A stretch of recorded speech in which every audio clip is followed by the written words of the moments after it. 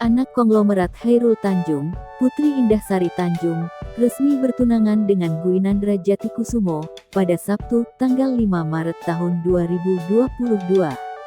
Dalam unggahan di Instagram Putri Tanjung, acara lamaran itu digelar dengan mewah. Dalam foto yang dibagikan, terlihat Putri mengenakan kebaya merah muda. Ia menggandeng lengan Gwinandra Jatikusumo, sembari tersenyum ke arahnya. Selain keduanya, terlihat pula Chairul Tanjung beserta istrinya Anita Rantasari Tanjung, dan kedua orang tua Gwinandra. Sosok Gwinandra Jatikusumo sudah mencuri perhatian publik sejak September tahun 2021 lalu. Saat itu Putri Tanjung membagikan potret bersama Gwinandra sembari memamerkan cincin di jari manis. Lantas, siapa Gwinandra Jatikusumo yang sebentar lagi akan menjadi menantu Chairul Tanjung ini?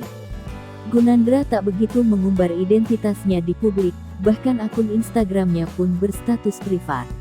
Melansir Tribun News, Gwinandra Jatikusumo lahir di Bogor pada tanggal 19 Juni tahun 1994. Sementara itu, Putri lahir pada tanggal 22 September tahun 1996. Keduanya hanya terpaut jarak 2 tahun saja. Calon suami Putri Tanjung ini diketahui bukan orang sembarangan. Ia memiliki jabatan yang tak kalah mentereng.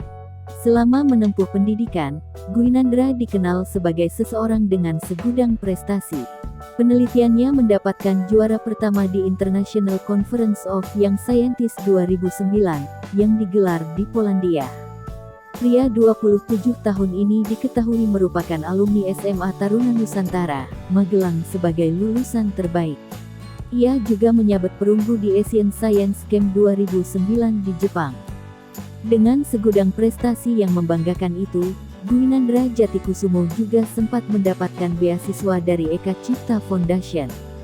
Berdasarkan laman LinkedIn miliknya, setelah lulus sarjana S1, Gwinandra melanjutkan pendidikan Arts in Economics dari New York University dan lulus dengan IPK 3,94. Kini, Gwinandra Jatikusumo menjabat sebagai prinsipal kepala di perusahaan investasi Sea Capital, Singapura.